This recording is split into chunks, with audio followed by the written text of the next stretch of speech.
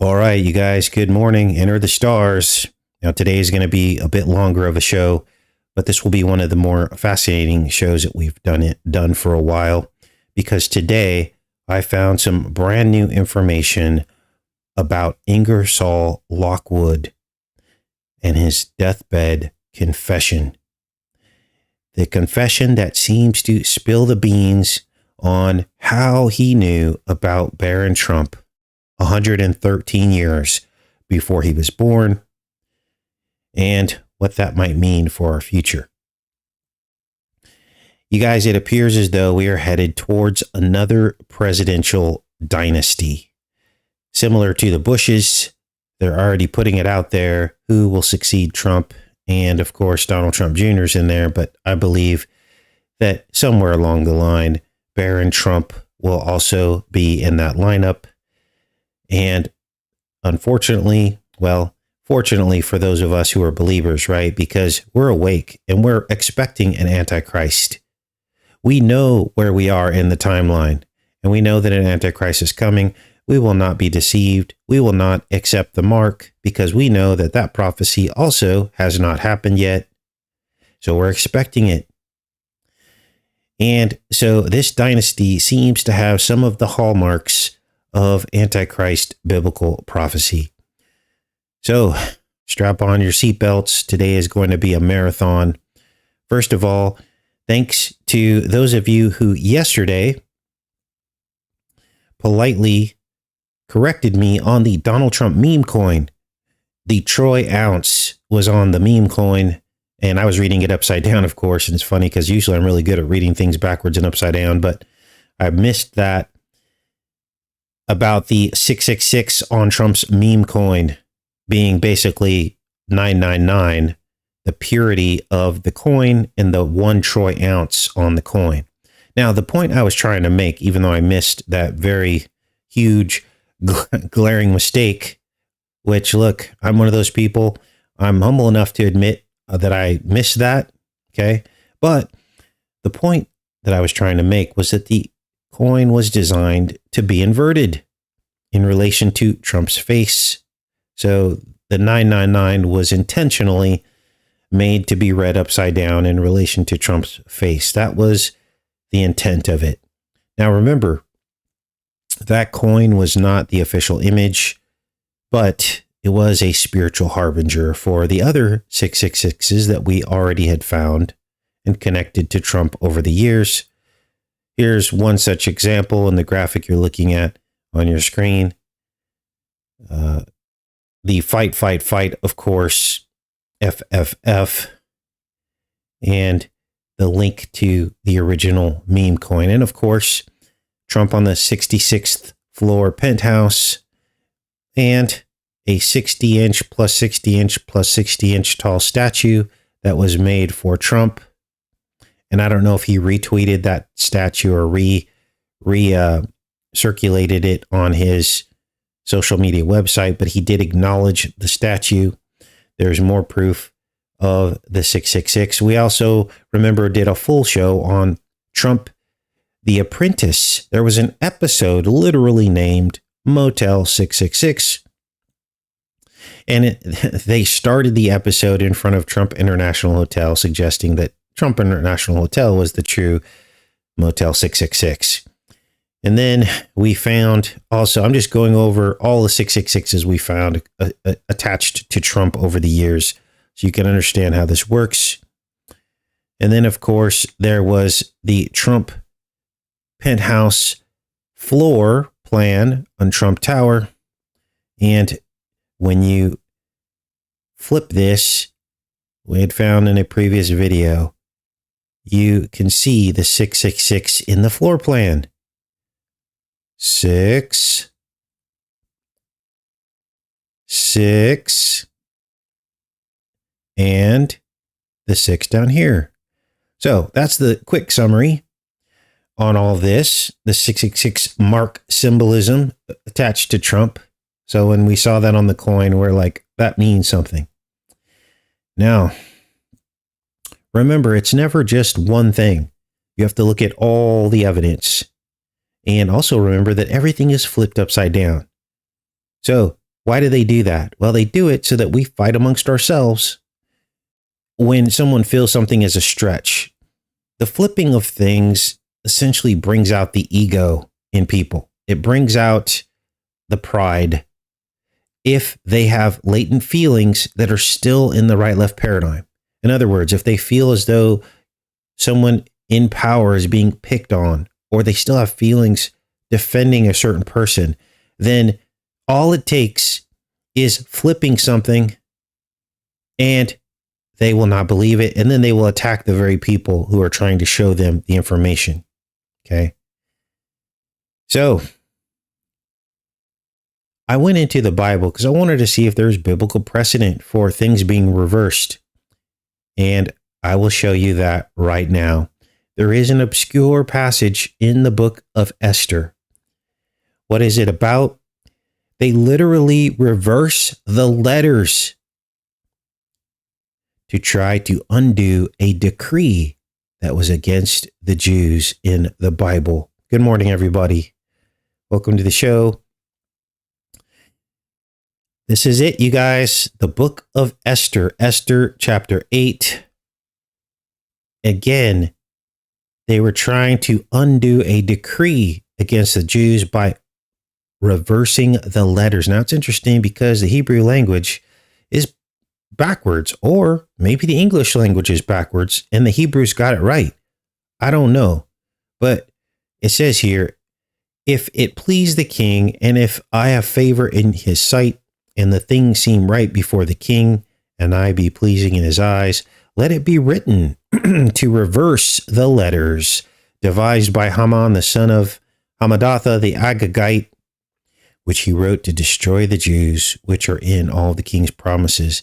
Now, this could mean reversing a curse or reversing an edict, but it's interesting that they chose the words reverse the letters, right? Which is what we do to see how the evil one constructs the matrix in order to deceive everybody. Now, today we're going to get into Baron Trump in the Marvelous Underground Journey, a book written in the 1800s. We're also going to get into the Scottish prophecy, which names a son of Donald MacLeod. That also was from hundreds of years ago. Now, what sparked all this? Well, everybody has heard about the book from Ingresol Lockwood called Baron Trump's Marvelous Underground Journey. Fewer people, though, saw the resemblance between Baron Trump, who the book is named after, from 1893, and this artwork that appeared in the book. This was 113 years before Baron Trump was born. And as you can see, they look a lot alike. Now, this is a Baron who's maybe an older teenager. On the right, someone said, oh, the face isn't as round. Well, that's because he's older. Smaller faces are rounder. So I found this image of Baron, and I tried to find one where he's looking to the right, or the left, I'm sorry, because the image is reversed, to try to see if these match up. And sure enough, the further back in time you go with Baron, in terms of his age, the more it looks much like this. Now, look at the cheekbones, how they're shadowed on either side and come to a point. Essentially, Baron's face looks like a V, kind of like the way his father holds his hands when he's talking, sitting down. And you see the same shadowing in the artwork from the 1800s. You also have the thin lips. That's another giveaway. Baron Trump's thin lips, the thin lips in the artwork, and of course the narrow nose and small nose. That's also Baron. I'm flipping through these images so you could see, even as he's gotten older, his nose has remained the same size. And here's where you begin to see the similarities. You even see the thick, bushy eyebrows and even the shape of the eyes. The only thing is, and if Barron were to open his eyes more to have a shocked look on his face, it would probably even look like this image more on the left. Correct? But we can't find images of him with that facial expression. He's very stoic in these images, even as a child. Now, I waited to decode Barron Trump because he was not of age yet. He is now 19 years old. And that means something. But he has also already announced his politics. And it is very likely or possible that he could become a future president if there's that much time left in the timeline. I don't know. I don't know the future. But let's go back to this image here. This is insane. Let's back this up. Let's back the car out of the garage, because we've long talked about the number 66, haven't we? Related to Trump, the 66th floor penthouse. And look, this looks like some kind of medallion or ribbon design. And down here, you have the bottom ones, which are different than these top ones. And you can almost count 6 on each side. That may be a bit of a stretch, depending on whether or not you want to count these 2 bottom ones. But I thought it was something to at least mention. Now, who is this dog? This is Bulger, named in this. Now, let's focus on Lockwood, Ingresol Lockwood, for a minute, because I think I found a bombshell. We know that Trump's associated with the modern pandemic. Well, guess what? Ingresol Lockwood was associated with the 1918 influenza pandemic. In fact, he died right in the middle of the 1918 influenza pandemic.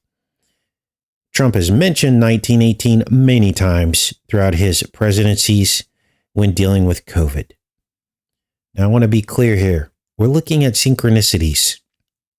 None of this is set in stone, but when you get so many synchronicities all piling up together, you have to ask some pretty tough questions.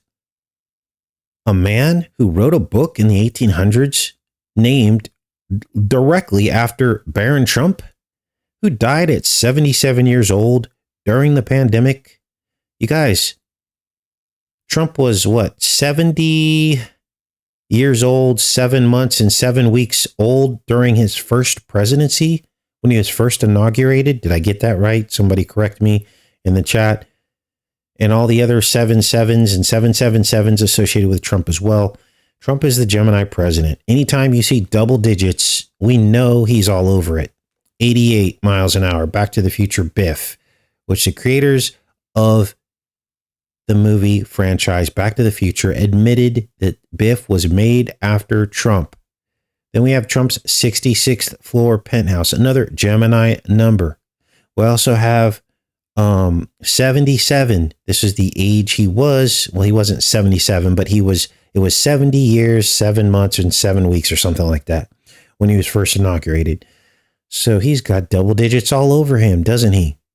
We also found 33 all over him. It's actually on this meme coin. There are 33 elements around the meme coin that I found after yesterday's show.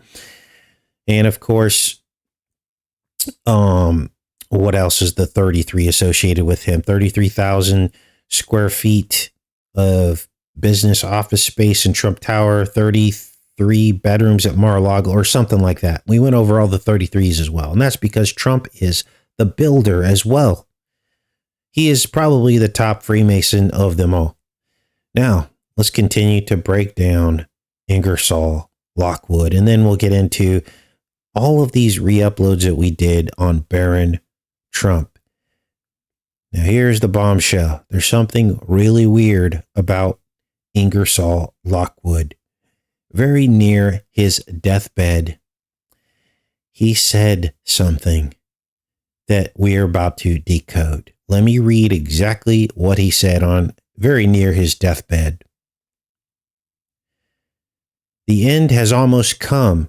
I'm only waiting for the signal to push off and begin my voyage to the Isles of the Blessed in the far western seas.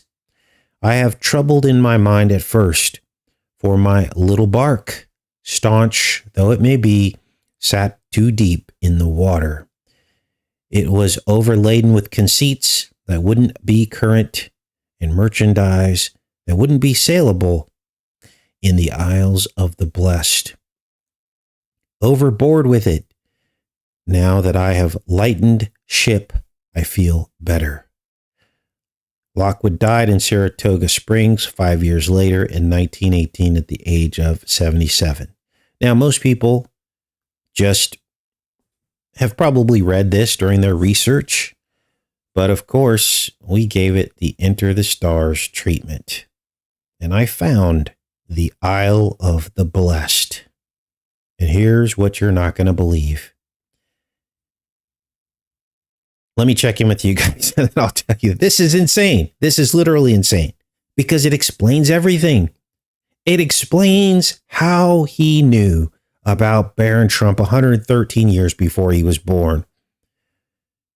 Good morning.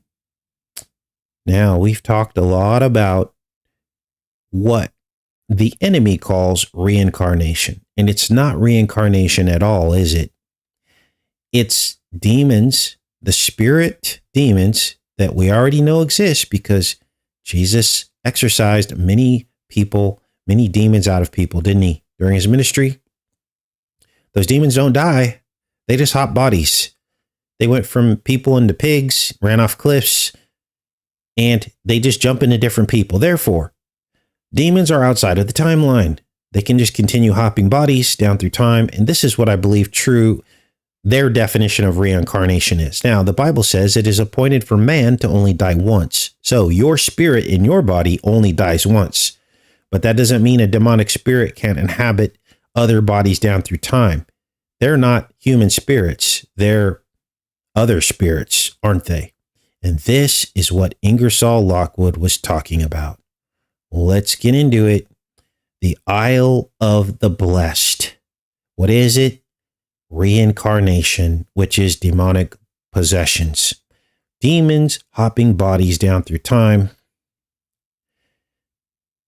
The Isle of the Blessed is described here in these ancient writings as the last stop after at least 3 reincarnations or 3 demon possessions. It's a place at the edge of the earth. They even mention a secret elite island. Is this where they go after they serve their master? We've talked about this. I said, you guys, there must be an island somewhere where they all go to. Now, the mythology also says that they end up worshiping Kronos in the Isle of the Blessed, which is also called Elysium. And they drink from the waters of a place called Oblivion on the White Island. Now, in this mythology, they admit that these concepts originated out of Egypt. So now I'm starting to wonder if maybe Ingresol Lockwood was one of these demons, and he knew something about others like himself who were passing demons down through time, hence the Baron Trump book he wrote. I'm going to read some of this mythology so you can see this with your own eyes and hear it with your own ears. The Isle of the Blessed, Elysium, White Isle. Now notice some of these names. Elysium, Oblivion. These are all movies, you guys. Movies with the very same concepts. Places on the edge of reality. In Elysium, it was a ring in the sky. And in Oblivion, it was Earth, but it was a different Earth, full of clones. Let's read some of this. Remember, this is what Ingresol Lockwood believed. It says here, and after death, the souls of the righteous are sent by the immortals to the Elysian plain, Elysium, a favored region in Hades, literally in hell, in the Elysian plain, which is at the ends of the earth. Life is easiest for men. No snow is there, nor heavy storm, nor ever rain, but ever does ocean send up blasts of the shrill blowing west wind, cooling the men. Let's go through. I don't want to read this whole thing, but some of this is very important. So there's different writers from this era. I think this is Greek mythology. Pindar, Apollonius, Plutarch. The lawless spirits are immediately punished after death. The reckless souls, those who have died on earth, immediately pay the penalty, and for the crimes committed in the realm of Zeus, there's a judge below the earth with hateful compulsion. He passes the sentence. On the other hand, the good lead an easy existence, having the sun always in equal nights and equal days. The good receive a life free from toil, not scraping with the strength of their arms the earth, nor the water of the sea, for the sake of the poor sustenance. But in the presence of honored gods, who gladly kept their oaths, enjoy a life without tears. Apparently, however, they will not remain in Elysium forever. Those who have persevered 3 times on either side to keep their souls free from wrongdoing follow Zeus' road to the end, the Tower of Kronos. So this is after they've possessed 3 bodies. This is what happens, or they're told happens. I don't believe any of this. I think this is just mythology to give people hope, give the demons hope to continue to serve their master. Rather, after 3 lifetimes, the souls of the good are conveyed to the Isle of the Blessed. This is what Ingresol Lockwood was talking about. Ruled by Kronos. We know Kronos is the devil. It's evil. Wow. Now, I'll put a link to this. Some of you might want to break this down further. But essentially, this has to be how he knew about Baron Trump. There's some bloodline. There's something about it that he was talking about. Let's get into these decodes we did on these books, because I go deeper, as well as Baron Trump and Ancient Scottish Prophecy. I'm going to go ahead and put this on a little bit higher speed. We'll probably get through these within about an hour, just to give you a time frame of how this is going to work. Let's get started.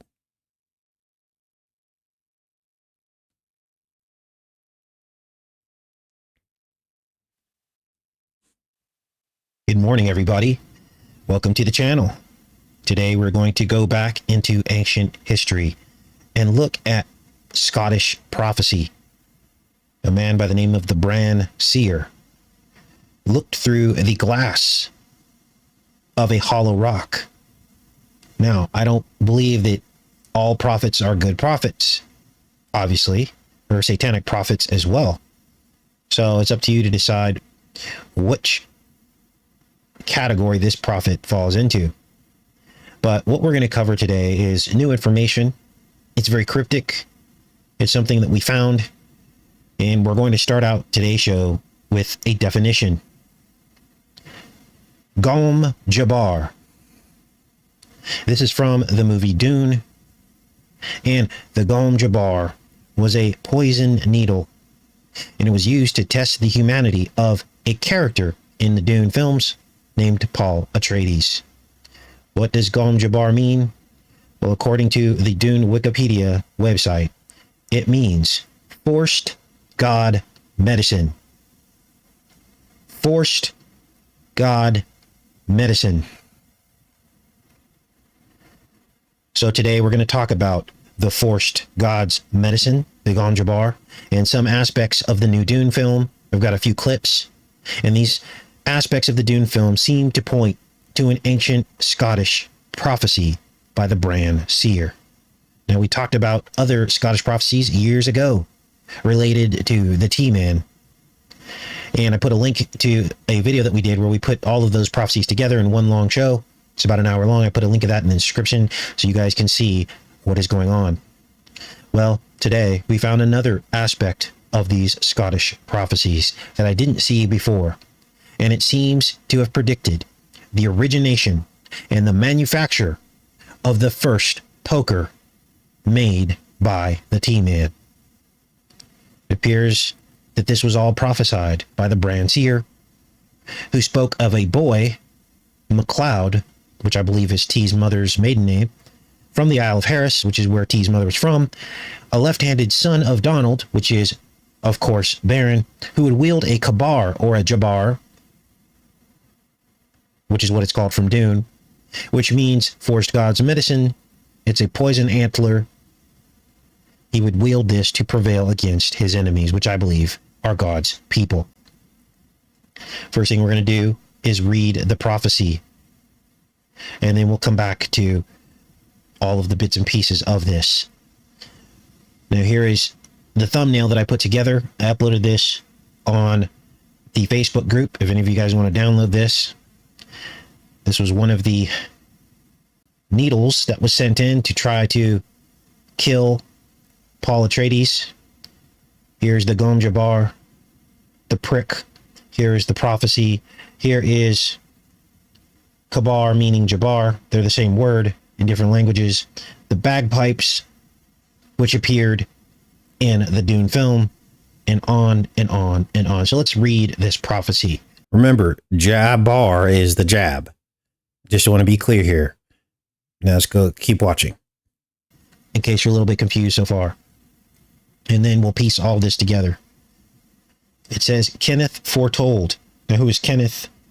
That is the brand seer.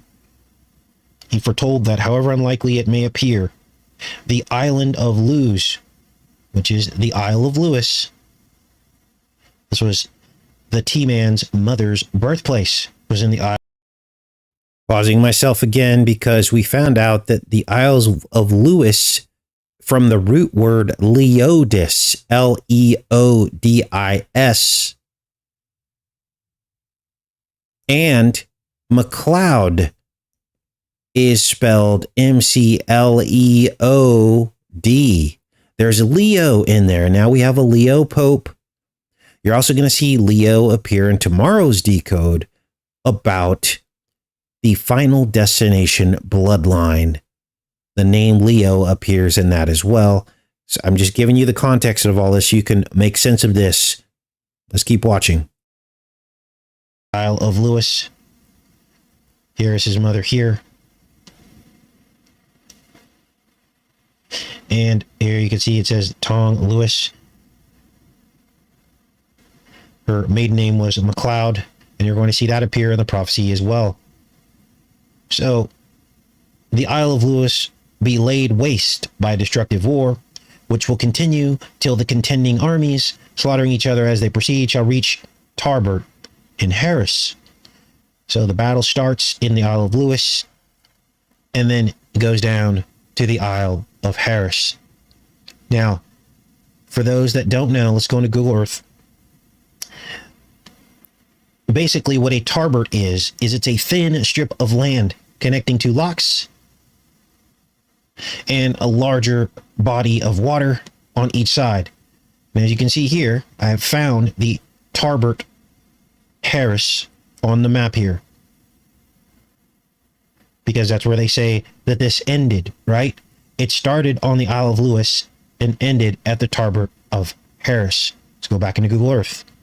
So here you can see this is the Tarbert, the thin strip of land connecting two massive locks. Now here's where things get a little bit creepy, because the T-Man's mother also was born and raised on a Tarbert, or a thin strip of land, just 30 miles away. Here's where she was born and grew up. And here you see this is Tong. And here is the thin strip of land, very similar. So this northern part of these islands is Lewis. This portion here is Lewis. This lower portion is Harris. They're really one island, but for some reason they have the name of two islands. Now we've covered this in the Scottish prophecies in the video that's linked in the description. And if you're confused or you think this is all stretch, you got to go back to that video, because in that video I talk about the stones of Callanish, the circle stones used for time travel, the Highlander. They're literally just 10 or 15 miles away from where T-Man's mother grew up and was born. Let's keep going with this. This is crazy. So, 30 miles away, the battle started here in Lewis. It started with this strip of land. Okay. Tong. Doesn't say Tong, but we're reading between the lines here, right? Thin strip of land to thin strip of land ended in Tarbert Harris. Now let's keep going. Now, what do these narrow strips of land represent? I believe that they represent basically pinch points in the genetic bloodline, where really bad evil starts to happen in the world on a rather large scale. Okay?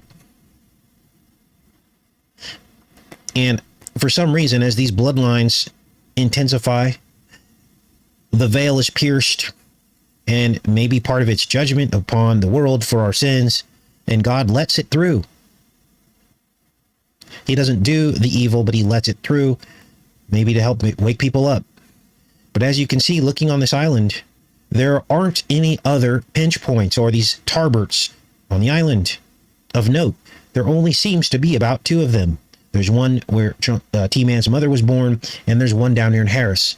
So this is likely, if I had to guess, could have been the starting point of this army. So what does it mean that the Northern Lewis army was nearly wiped out? Well, that's probably a power struggle of the bloodlines. And that maybe they nearly lost their birthright to rule this satanic realm. Maybe that's what it means. And maybe they got it back with what you're going to hear next.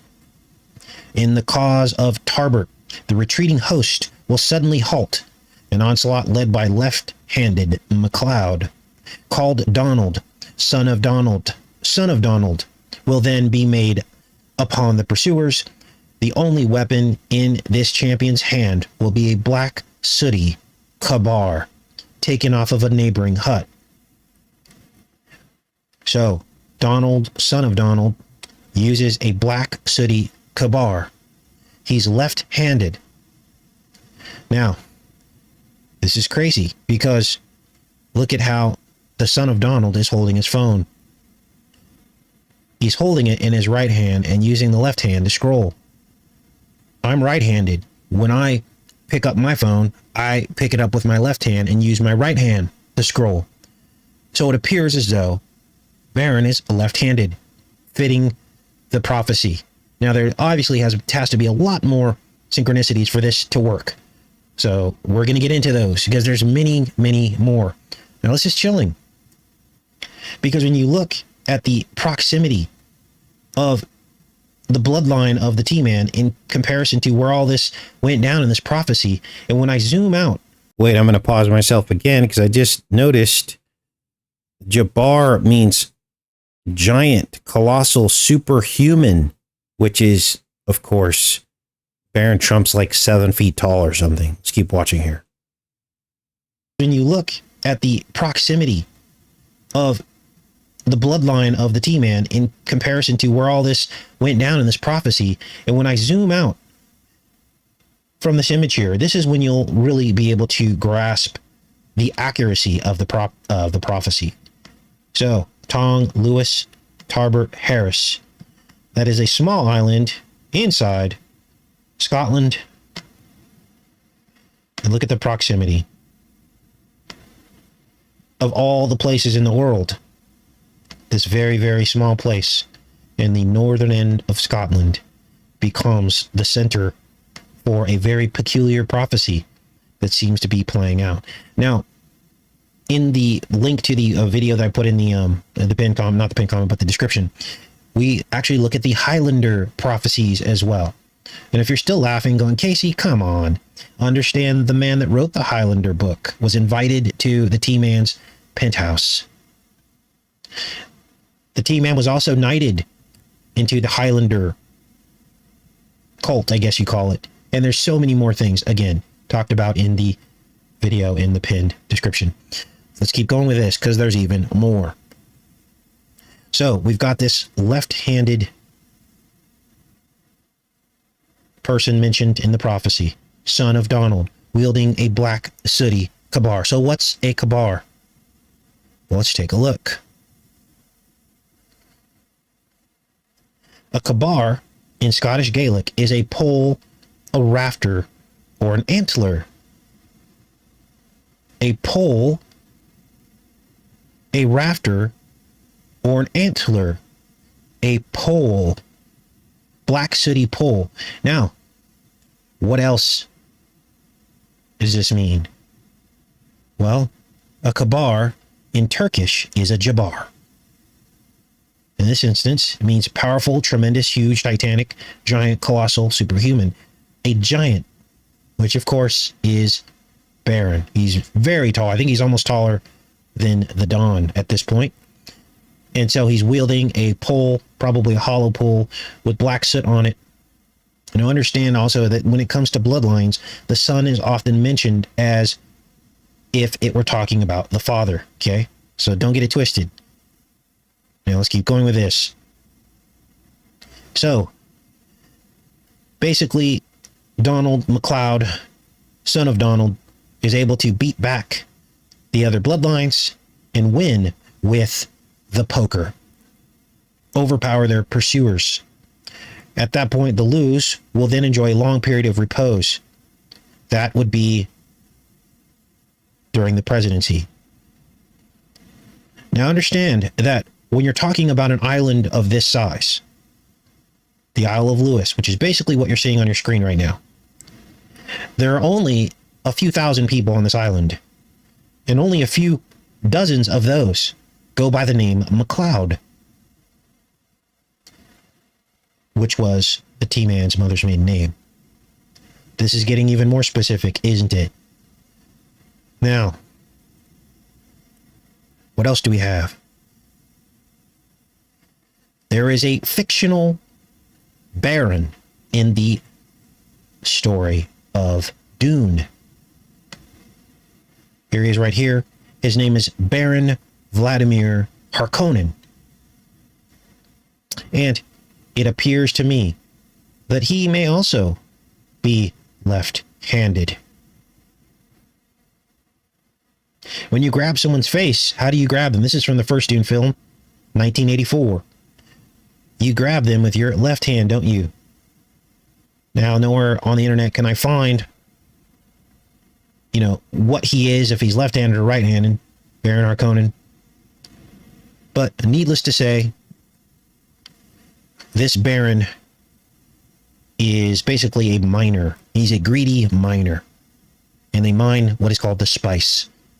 They betray the Atreides family, from which a Messiah arises, probably going to be the false Messiah, and brings water to the planet Dune, the desert planet Dune. Interesting. So to me, this is all about bloodlines on the world stage. It's all about world power under Satan and his agenda. And the Cabar, to me, is the potion sticker. The special weapon that House MacLeod uses to regain power and control in the world, to regain their birthright to rule the satanic world. The forced god's medicine, tipped with poison in the films. In other words, full of soot. Now, this gets even more specific about Vladimir Harkonnen. He started out as a very tall man, so that fits right in with the giant, the Jabar meaning giant as well. As you can see here, it says he started out as a tall man, muscular with red gold hair and a widow's peak. Later, he became morbidly obese, and he requires suspensors harnessed to his flesh in order to walk. Can't even walk. Wow. So, this is the Baron Harkonnen of the film. Now, what else do we have here? Now, the film even has these Scottish bagpipes. This is the new film. It's not in the first film. These Scottish bagpipes, as you can see right here, This is a scene from the film. They come out just as the House Atreides lands on Dune to take over the mining operation from the Harkonnens. But the Harkonnens are really upset, and the whole thing is basically a trap.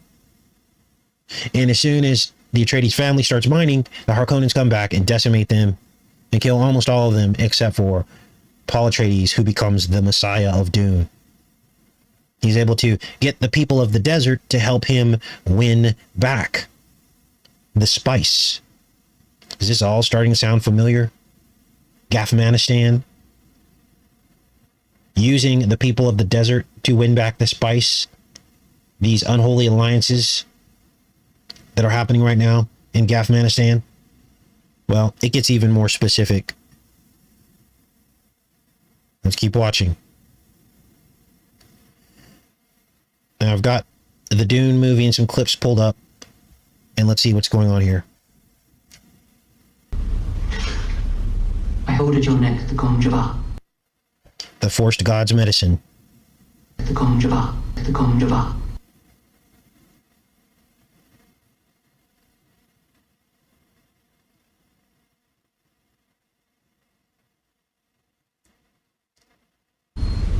Poison needle. Instant death. For sense of years, we've been carefully crossing our lines to bring forth. The test is simple. Remove your hand from the box. So, that's Paul's mother. She says, for thousands of years, we've been carefully crossing bloodlines to bring forth. The test is simple. Remove your hand from the box, and you die. A mind powerful enough to bridge space and time. A mind powerful enough to bridge space and time. This is why they have been crossbreeding, birthing in the Antichrist through human sacrifice so that they can challenge God. Now, back in 2025 here, this is a really old decode, you guys. Now we're back in 2025, and now it's starting to make sense. Bridging space and time, that's time travel. That's everything we've been talking about related to the Trump family. Let's keep watching.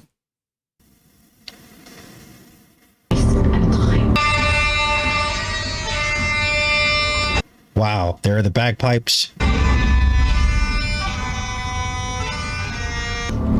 Past and future. Past and future.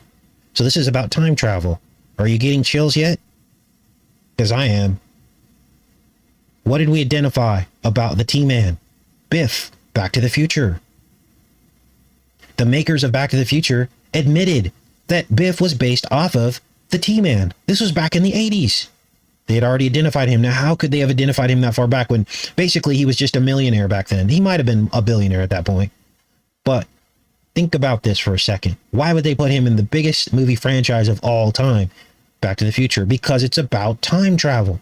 It's about birthing something in that they think they can trump time. And the theme persists in the Dune film, as you just heard.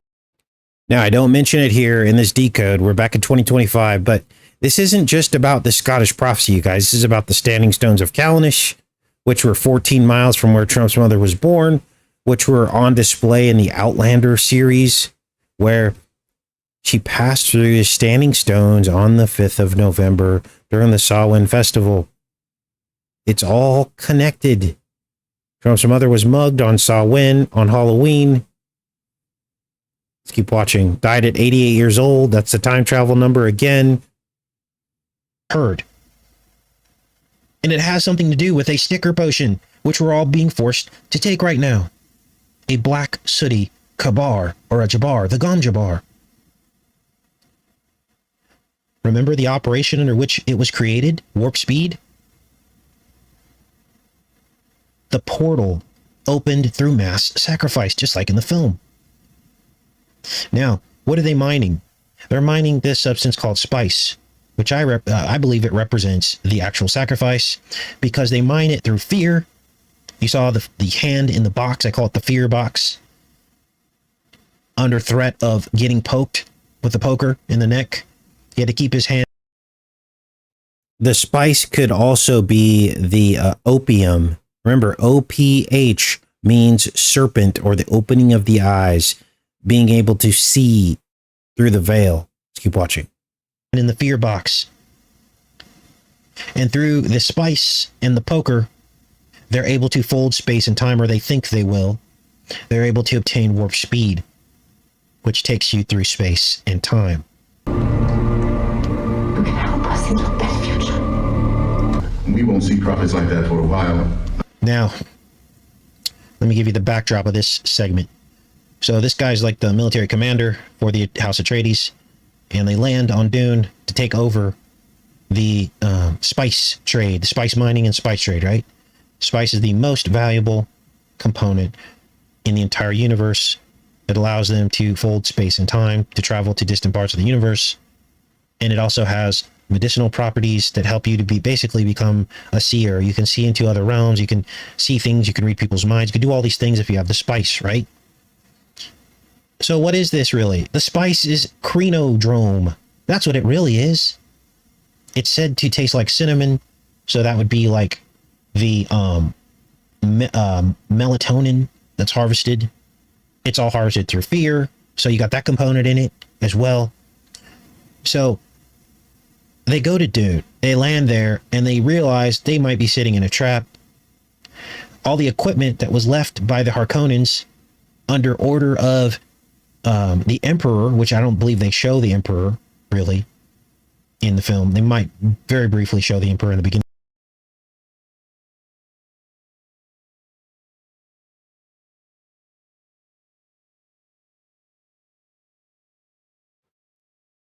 And Worlds Within Worlds, first 100 pages. We're going to the next video here in the playlist. Good morning, everybody. Welcome back. It's always fun hanging out in the chat with you guys before the show starts. And hopefully you guys all had a restful week called Barron's Marvelous Underground Journey. Now, up to this point, I didn't really have a whole lot of reason to do a deep dive into this book.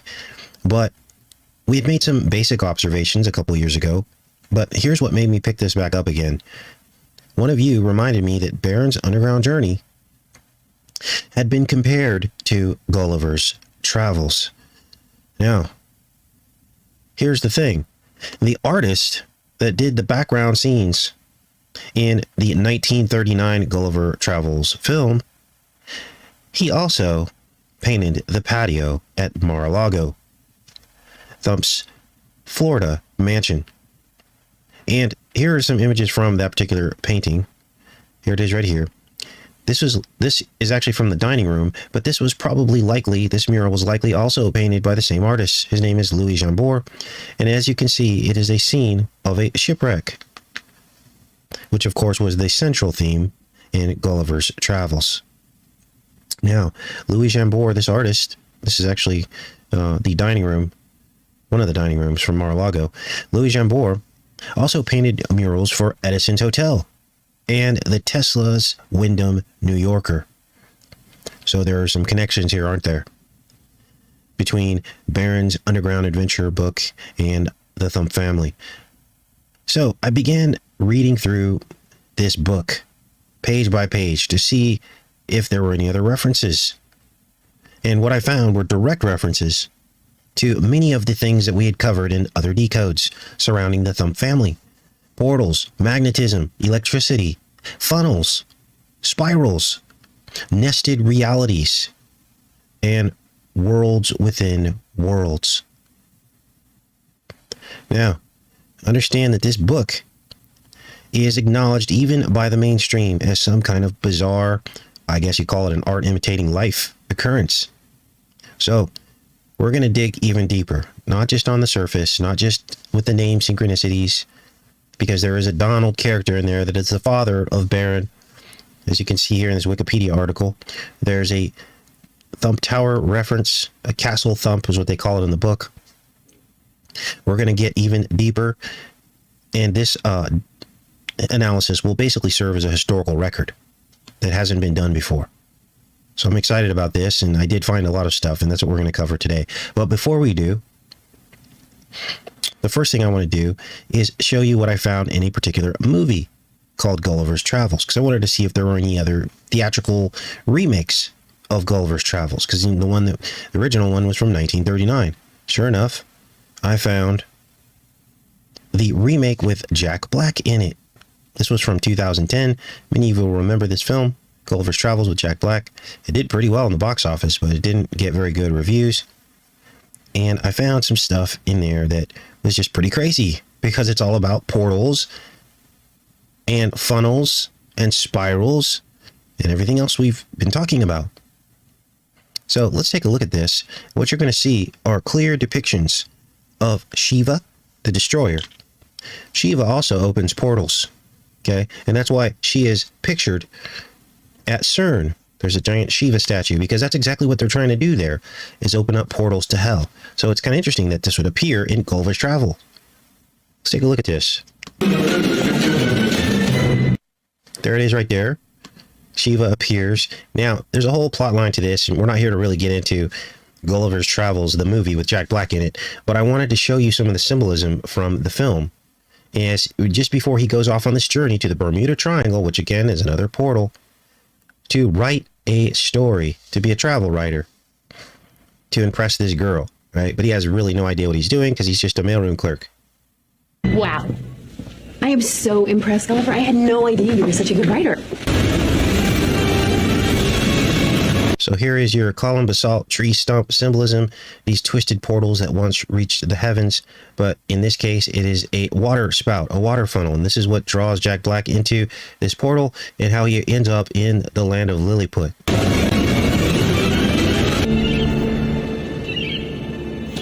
Remember the column basalt we've talked about so many times, that these are actually tree stumps, portals? Well, this becomes his prison once he shipwrecks on the island.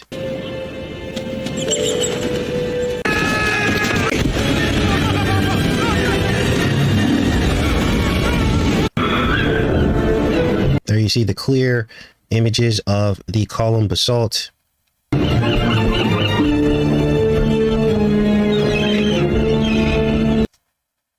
So that's pretty much, that's what I wanted to show you, just to set the scene, to show you that, you know, as we talk about these portals, we're not just, you know, pulling stuff out of thin air. This is very real. Now, let's get into this book. Now, this is from the Library of Congress. So I pulled these original images off of here. We're going to go through several of these pages within the first 100 pages, so you guys can see what's going on here. Now, our first part of the journey begins with this description on page 11 of the lineage of Baron Trump.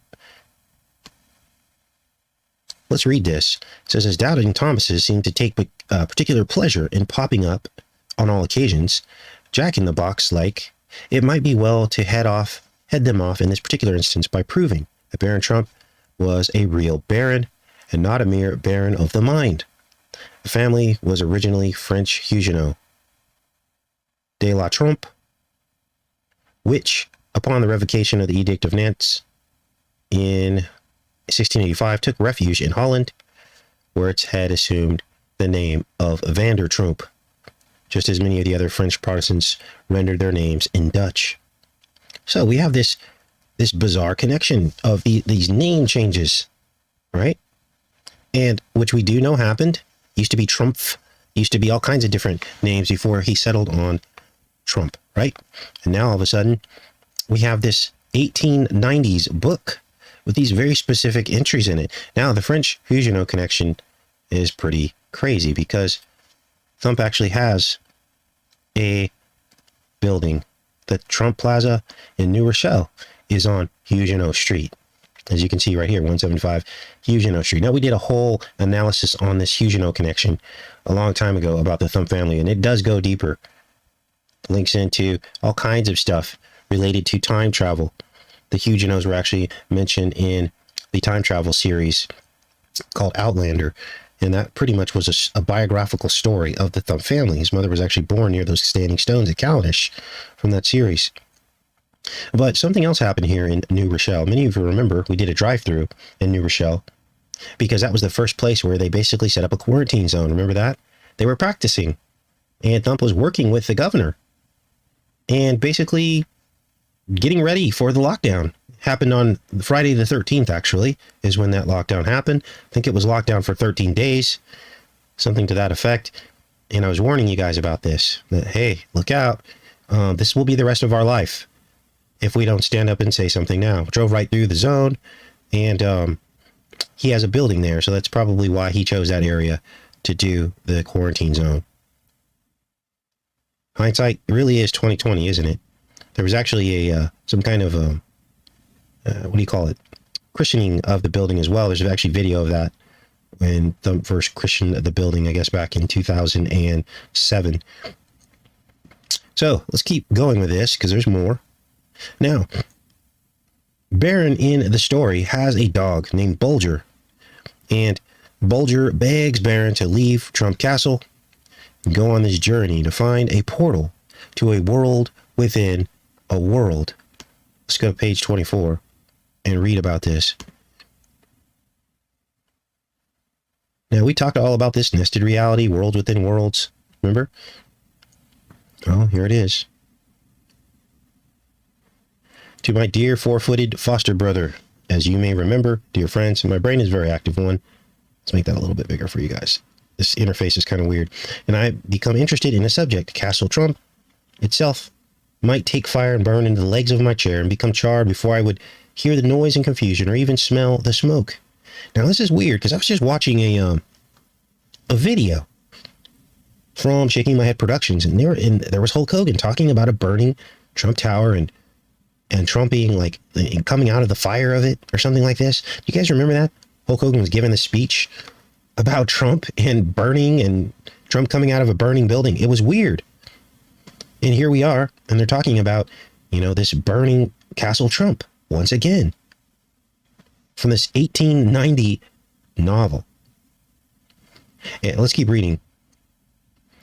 It so happened at the time of Bulger's low spirits, and this is his dog, that the elder Baron had, through the kindness of an old school friend, come into possession of a 15th century manuscript from the pen of a no less celebrated thinker and philosopher than the learned Spaniard Don Castellano Barmello, whatever his name is, commonly known among scholars as Don Thumb, entitled A World Within a World. In this book, Don Thumb advanced the wonderful theory that there is every reason to believe that the interior of our world is inhabited. That, as is well known, this vast earth ball, I don't believe in that, but is not solid, on the contrary, being in many places quite hollow. That ages and ages ago, terrible disturbances had taken place on its surface and had driven the inhabitants to seek refuge in these vast underground chambers. So vast, in fact, as well, to merit the name of world within a world. Now, I do believe that there is a subterranean area. It's the inner eye earth cosmology, I guess you can call it. It's shaped like an eye, an eyeball, let's call it. And underneath our ground here is another subterranean world. Okay? We saw this in King Kong. Same type of effect going on there. And this is where the devil is. It's Sheol. It's the underworld. And where spirits are being held. Things like this. Now, this also could be a place where souls are stored until the coming Christ. Think about it. We go into the grave. We go into the ground, right? And then when Jesus comes back, the dead in Christ will be raised first. And everybody knows the rest of the story. We'll be caught up together with him in the clouds. Let's keep reading this. It says, this book with its crumpled, torn, and time-stained leaves, exhaling the odors of vaulted crypt and worm-eaten chest, exercised a particular fascination upon me. All day long and often far into the night, I sat poring over its musty and mildewed pages, quite forgetful of this surface world, and with the plummet of thought sounding these subterranean depths, and with the eye and the ear, the fancy, visiting them, and gazing upon, listening to the dwellers. While I would be thus engaged, Bulger's favorite position was on a quaintly embroidered leather cushion brought from the Orient by me on one of my journeys, and now placed on the end of my work table nearest the window. So, Bulger wants Baron to leave the castle and go and examine and look to see if he could find this world within a world, this nested world, right? Let's keep going. Page 26. Now, this whole book is numbered 266 pages according to the Library of Congress, okay? But the actual book doesn't number that way. But there are blank pages and stuff in here. So that's kind of weird though, right? 266, 66 floor penthouse at Thumb Tower. You know, there's a lot going on with this here. So let's hop over to page 26 and read more about this. And I thought so too, and did all in my power to comfort my unhappy little friend. But judge of my surprise upon reaching my room and reckoning him to take his place on his cushion, to see him refuse to obey. It was something extraordinary. He was gone for several moments, then returned bearing in his mouth a pair of oriental shoes. And this is the iconic picture you see from this book of Baron wearing this like oriental costume. Everyone's seen the picture. And Baron puts it on. Little master, canst thou not understand thy dear Bulger? He is weary of the dull and spiritless existence. He is tired of this increasing familiarity on the part of these mongrel curs of the neighborhood. Some of the vernacular in here is unfamiliar, but you get the gist of what they're talking about. He implores thee to break away from this life of reverie and inaction, and for the honor of the trumps to be up and away again. Stooping down, winding my arms around my dear Bulger, I cried out. So, as you can see here, he wants him to leave the castle and find the world within a world. He says, I understand thee now, faithful companion, and I promise thee that before this moon has filled her horns, we shall once more turn our backs on Castle Trump, up and away in the search of the portals to Don Fum's world within a world. Upon hearing these words, Bulger broke into the wildest, maddest barking. So, there they go on this journey. Now, the journey takes them through northern Russia. Let's skip to that page so you guys can see this. Make sure you guys are with me. Okay, good. And as you just heard me read, they describe these as portals. Now it gets more specific because there's lots of different kinds of portals. In this case, this portal is a twisting, winding passageway. Don Fum's mysterious directions. Bulger and I set out for Petersburg and thence proceed to Archangel. The story of our journey as far as Illich on the Illich, Ivan the Teamster, how we made our way northward in search of the portals to the world within a world, Ivan's threat, Bulger's distrust of the man, and other things. So this is just a summary at the top here of chapter 2. According to the learned Don Fum's manuscript, the portals to the world within a world were situated somewhere in northern Russia. Possibly, so he thought, from all indications, somewhere on the westerly slope of the upper Urals, but the great thinker could not locate them with any accuracy. So, near the Arctic. Interesting, right? Northern Russia. Now, they mention another place called a Giant's Well. So, Giant's Causeway, you know, all these giant references relating to portals. Well, there's a Giant's Well as well. Let's go to page 41 here and read about the Giant's Well.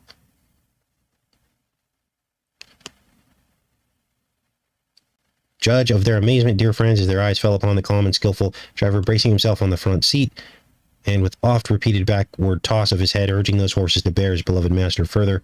So they caught a ride with this guy. I think this is the part. They ended up catching a ride with this Ivan character that they met up with in Russia to take them closer and closer to this world within a world. And so during this conversation, it says, St. Nicholas, save us, cried one of the peasants, devoutly making the sign of the cross. But if I should live long enough to fill the Giant's Well with pebbles, I never would expect to see the likes of it again. So they start talking about this Giant's Well along this highway. Now, somewhere in here, they start talking about a road. They call it a marble highway. And we'll get into that a little bit later, but this is starting to shape up to sound a lot like The Wizard of Oz, isn't it? But here's the problem. This novel came out in 1890, 1889, and 1893. We'll probably also take a look at the other novel as well. Right now we're looking at The Marvelous Underground Journey, but there's another novel called His Wonderful Dog Bulger. So that focuses on this. But it's interesting because here you have this boy and his dog walking along a marble highway. Does this all sound familiar? Well, look at this. This is The Wizard of Oz, which sounds exactly like the same storyline. Well, Wizard of Oz didn't come out until 1900 is when that book was written. So basically, The Wizard of Oz copied this book. And you'll begin to see as we go through the book. But there are a lot of similarities where they meet different peoples. There's these people called the mini monkeys or something like that, which sound like the munchkins, and everyone's small like them. They meet witches and queens and just bizarre stuff, you guys. Bizarre stuff. So, we're jumping around a little bit here, but I wanted to show you guys that. Now, he enters this place called the Quarry of Demons. Let's go to that page. Now understand that a lot of this is doublespeak. These portals that they're opening really are portals to fallen angels, portals to demons, communing with demons, so that they can use this technology and rule over the rest of us. But here, they're going to talk about this quarry of demons. Generally speaking, people with very large heads are fitted out by nature with a pair of rather pipe-stymy legs, but such was not my case. I was blessed with the legs of the sturdiest sort. This is BARRON talking here. And found no difficulty in keeping pace with my new four-footed friends, who to my delight were not long in convincing me that they had been there before. Not for an instant did they halt at the fork of the path, but they kept continually on the move, often passing over stretches of ground, blah, blah. Let's keep going here. At the last mountainside, we began to take on quite another character. The gorges grew narrower, and at times overhanging rocks shut out the sunlight almost entirely. We were entering a region of particular wildness, of fantastic grandeur. I had often read of what travelers termed the quarries of demons in the northern Urals, but never till now had I the faintest notion of what the expression meant. Imagine to yourself the unusual look of ruin and devastation. Now, then we get into arch portals. Talked a lot about that too, haven't we? Well, they're mentioned here in the book. Arch portals. Wish the interface on this was a little bit better because it's kind of a hassle going through these pages, but so we continue on here. It says 4 times its sides to every slab in the post and the pediment, and then turn a mighty torrent through the place, and roll and twist, and lift them up in wild confusion, and on end to the wild waters were builded fantastic portals to temples more fantastic, and arched wild gorges with roofs of rock, which seemed to hang so lightly that a breath or footfall, might bring them down with terrible crash. So he's talking about this scene of this place where these portals exist. Okay, let's keep going. Because then he reaches the bottom of the giant's well, and he described it as a polyphemus funnel, or a portal gate. Let's go to that part. Uh-oh, technical difficulties. Let's refresh that. Just so happens we're doing a live show on this, and they're going to have technical difficulties? Wow. Hold on, you guys. Let's figure this out. Okay, it's thinking. Let's go back in here while we're trying to wait for this to fix itself. Unbelievable. No, that was a close one. So let's go to page 54 as it reaches the bottom of the giant's well. Okay, we're back. Close one. Again and again did I send my wise and watchful little brother down ahead of me. So he's descending down into this well, I guess. Until at last, standing there and looking up, not reminded me of the mighty outside world, but a bright silver speck, like a tiny ray of light streaming through a pinhole in the curtains of the chambers. But stop. Have we reached the bottom of the giant's well? For with a trial plummet, I find that the walls are no longer sheer, and they slope inward, and gently too, almost so much so that I hardly need a line to continue my descent. Lighting one of my tapers, I make my way cautiously around the edge. In half an hour, I find myself back at the starting place. The curve to the path has been always the same, while my trial plummet at all times has indicated the same slope to the rocky basin.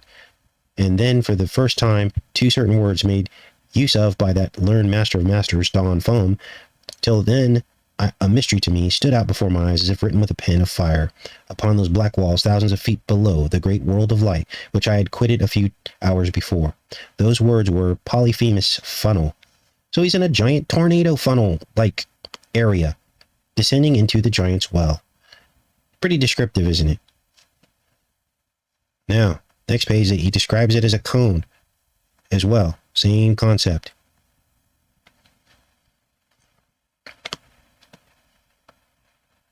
My despair upon finding the pipe of the funnel too small for my body, Now here's where things get interesting, because Barron can't fit through the portal.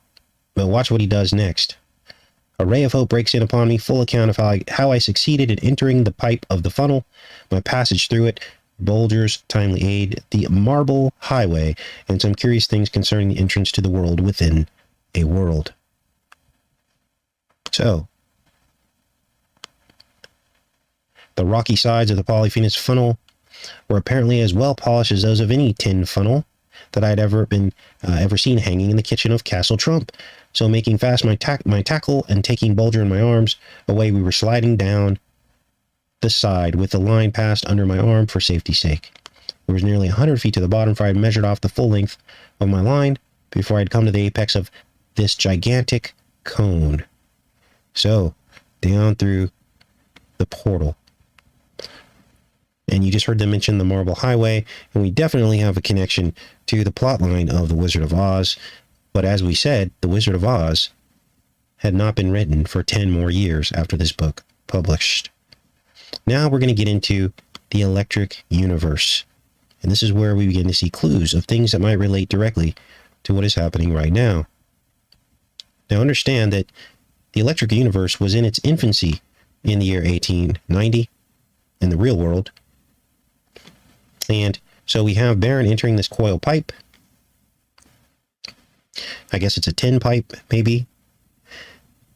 And of course, coiling is one of the main components of the electric generator. But he gets stuck and he can't go any further.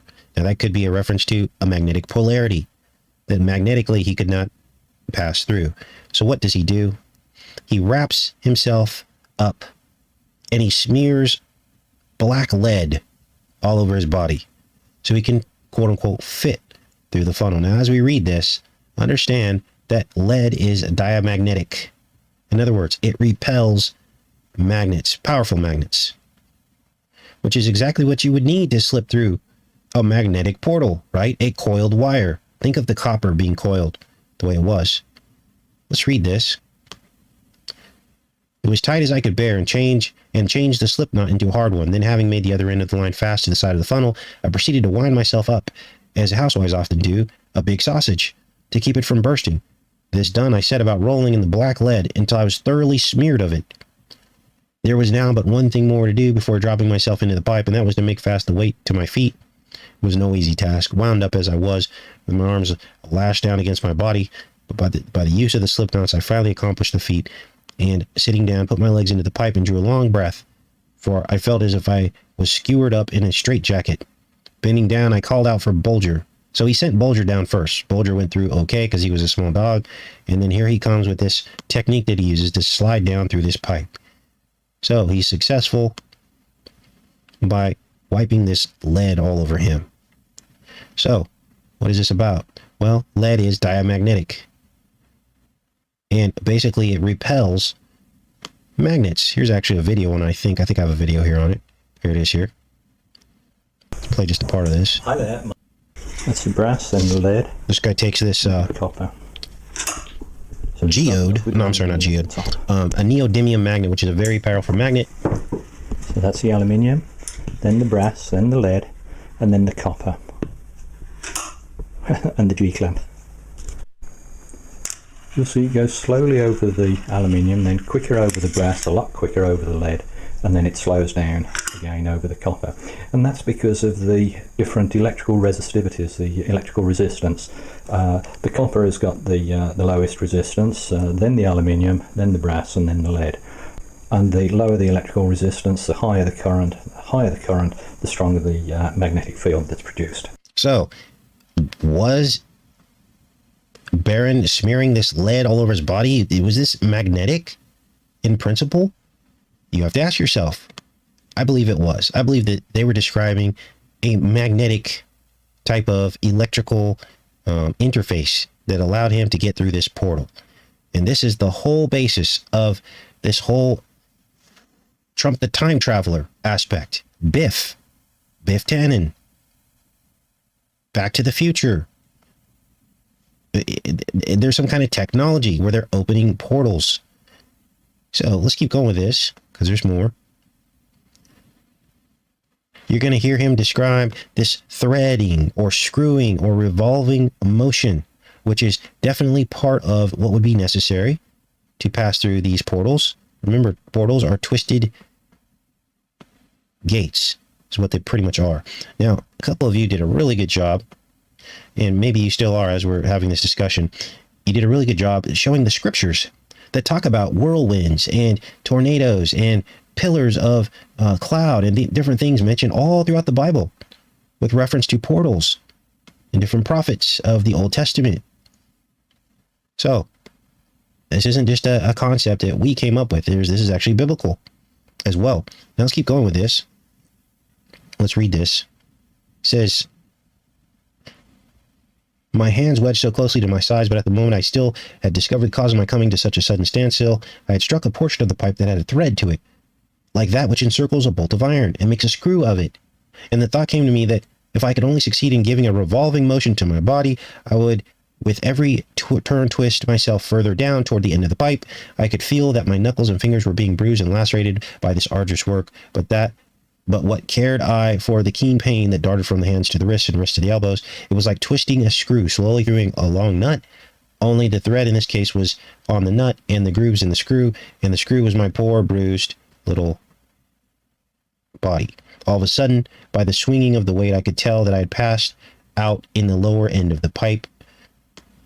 So, the polyphemus funnel is an aspect of these portals. Now, he finally gets through this thing, and he describes a reptilian. Of course, he would describe a reptilian, right? Because he's descending into the depths of hell, basically, as he's opening this portal. He's going to mention phosphorus and the electric universe. Now, if you're getting confused with the page numbers, understand that the Library of Congress numbered this up here, it's indexed here, and this is what I'm going by. So when I mention a page number, it's the renumbering that the Library of Congress gave it, not the actual numbers that you're seeing on the physical pages, you see. So let's keep going with this. I made haste to cast away the undergarment with its coating of black lead and resumed my clothing. Then stooping down, I made an examination of the floor. It was composed of huge blocks of marble of various colors. This is the yellow brick road, polished almost as smooth as if the hand of man had wrought the work. And then I knew that I was on nature's marble highway, leading to the cities of the underworld, which Don Foam had mentioned in his book. And I remembered, too, that he had spoken of nature's mighty mosaics. So it's almost like a rainbow brick road. Huge, fantastic figures of the walls of these lofty corridors, made up of various colored blocks and fragments, laid one upon the other, as if with design and not by the wild, tempestuous whims of an upbursting forces thousands of years ago when the earth was in its mad and wayward youth. After a rest of several hours, during which I nursed my torn hands and bruised fingers, Bulger and I were up and off again along this broad and glorious marble highway. Strange to say, it was not the inky darkness of the ordinary cavern which filled this magnificent chambers, through which the marble highway went winding in stately and massive grandeur. Far from it. The gloom was tempered by a faint glow that met us on the way ever and anon, like a ray of twilight gone astray. Anyway, Bulger noticed I could see perfectly well, so tying a bit of twine to his collar, I sent him on ahead, convinced that I could have no surer guide. At times our path would be lighted up for an instant by the bursting out of a little tongue of flame, either on the sides or from the roof of the gallery. I was puzzled for quite a while to tell what it proceeded from, but at last I caught sight of the source, or rather the maker, of this welcome illumination. It proceeded from a lizard-like animal, which, by suddenly uncoiling its tail, had the power to emit this extremely bright flash of phosphorescent light. Now, we know phosphorus is called Lucifer. That is the nickname for the element phosphorus, which is the light bearer. So basically, these like demonic lizard reptilian creatures were providing light as he made his way along the yellow brick road. And it says, for all the world, like the noise of an electric spark. Bulger was delighted with this performance, and on one occasion, not being able to control his feeling, he uttered a sharp bark, whereupon apparently 10,000 of these little torchbearers, so a bunch of reptilians, crawling around down in here. Now, they go on because they describe this world of electric current. Okay. On page 65, let's go to that. A world of electric current is described here. Let's take a look.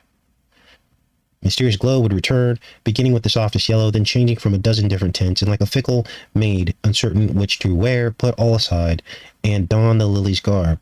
Bulger and I wandered along the marble highway, almost afraid to break a stillness so deep that it seemed to me as if I could hear those sportive rays of light in their play against the many-colored rocks arching this mighty corridor. Now, as the marble highway swept around in a graceful curve, a dazzling flood of light burst upon us. It was the sunrise in the world within a world. Whence came this flood of dazzling light, which now caused the sides and arching roof to glow and sparkle as if we had suddenly entered into one of nature's vast storehouses of polished gems. It did not take long for me to understand it all. Know then, dear friends, that the ceilings, domes, and arch roofs of this underground world were fretted with a metal of greater hardness than any known to us children of sunshine. Its seams ran hither and thither like the veins of gigantic leaves, and at certain hours currents of electricity from vast internal reservoir of nature's own building streamed through these metal traceries until they glowed with a heat so white as to give off a flood of dazzling light, which I had already spoken. The current never came with a sudden rush or burst, but began gentle and timidly, so to speak, as if feeling its way along. Hence, a beautiful tense that always preceded sunrise in this lower world. So the lower world is an electric world, is what they're describing here. Is this electricity is what lights up the world instead of the sun. That's the world they want for us now. They want us to live in this electric kingdom, not God's kingdom. And they're talking about it right here. This has everything to do with 5G whiz and what's going to happen in a couple days. As the electric kingdom kicks off, the electric fence, it's all connected. Wow. It says the marble highway, now divided in the two halves of the fork, curving way to the right and left, enclosed a small but exquisitely ornamented park, or pleasure ground, I might call it, were provided with seats of some dark wood, beautifully polished and carved. This park was ornamented with 4 fountains, each springing from a crystal basin and spreading out into a feathery. 4 fountains. Is that like the 4 rivers of the Garden of Eden? See how they're trying to recreate God's reality, right? Now, it gets creepier because this place where they're at is called Goggle Land. Like Google. They talk about white electric light. It's on page 66. Of course, has to be page 66, right? Let's read about it. Let's make this a little bit bigger so you guys can see this. It's just very touchy, this thing. Okay. Dazzling white light. As Bulger and I directed our steps toward one of the benches with the intention of taking a good rest, a low growl from him warned me to be on alert. I gave a second look. A human being was sitting on the bench. Beside myself, as I was, with curiosity, came face to face with the inhabitants of the underworld. The first we had met, I made a halt, determined to ascertain if possible whether he was quite harmless before accosting him. He was small in stature and clad entirely in black, sort of loose flowing robe, much like a Roman toga. His head was bare, and what I could see of it was round, smooth, and rosy, with about as much hair, or rather fuzz upon it, as the head of an infant 6 weeks old. His face was hidden by a black fan, which he carried in his right hand, and the uses of which you will learn later on. His eyes were shielded from the intense glare of the light by a pair of colored glass goggles. As he raised his hand between me and the light, I couldn't help but catching my breath. I could see right through it. The bones were as clear as amber, and his head, too, was only a little less opaque. Suddenly, 2 words from Don Foam's manuscript flashed through my mind, and I exclaimed joyously, "Bulger, we're in the land of the transparent folk." At the sound of my voice, the little man arose and made a low bow, lowering his fan to his breast where he held it. His baby face was ludicrously sad and solemn. "Yes, sir, stranger," said he in a low musical voice, "thou art indeed in the land of the Mickey Minkies, the Micah men, in the land of the transparent folk, called also Goggle Land. But if I should show thee my heart, thou would see that I am deeply pained to think that I should have been the first to bid this welcome for now, Sir Stranger. So they're in this land called Goggle Land. Now this kind of reminded me, this white light, a bald guy in wearing all black. This kind of reminded me of the construct room in the Matrix. Okay. And Morpheus wears these goggles to shield his eyes from this white light. Everybody remembers the scene. Here's another image of it here.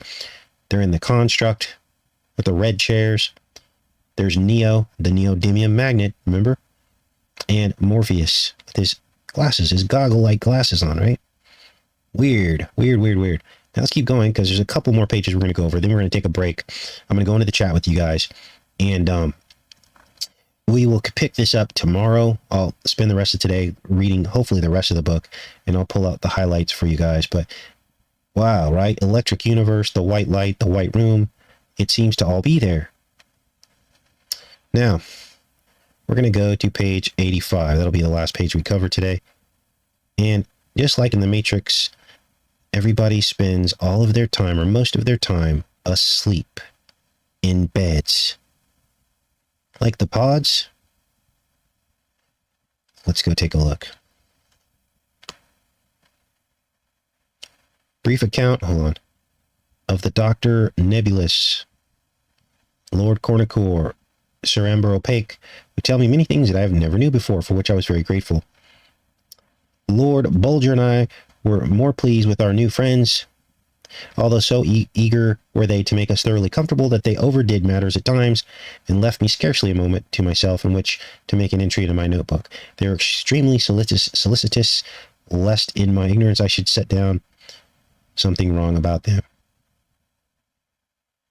Okay, let's get to the part we're talking. Okay. I feel assured that we shall have a number of visitors from thy people every year or so, and I have already issued orders to have extra beds made as soon as the wood can be quarried. Doctor gave us an account of the various ailments which the Mickaminkies suffered from. All sickness among our people, little Baron, said he, is purely mental or emotional, that is, of the mind or feelings. There is no such thing as bodily infirmity among us. Wine and strong drink are unknown in our world, and the food we eat is light and easily digested. We are never exposed to the dangers of breathing a dust-laden atmosphere, and while we are an active and industrious people, yet we sleep a great deal. For as our laws forbid the use of lamps or torches, except for the use of those toiling in the dark chambers, it is not possible for us to ruin our health by turning night into day. We go to bed let's go to the next page here.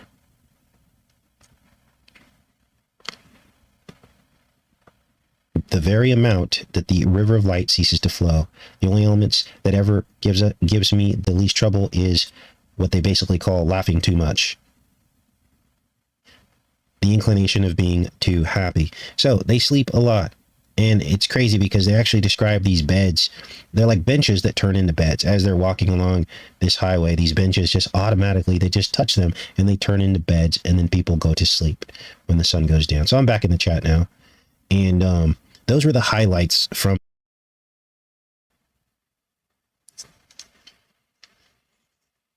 Soldier in the book Baron's Underground Journey. And you had heard that before.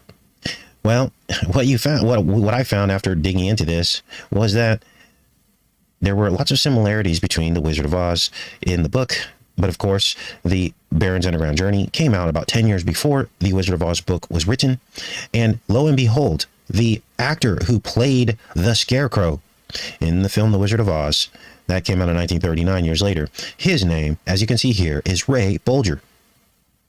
The same name as the dog in Baron's Underground Journey. Now here's some screenshots of Ray Bolger as the Scarecrow. Everybody remembers this. Very interesting, right? The crossovers.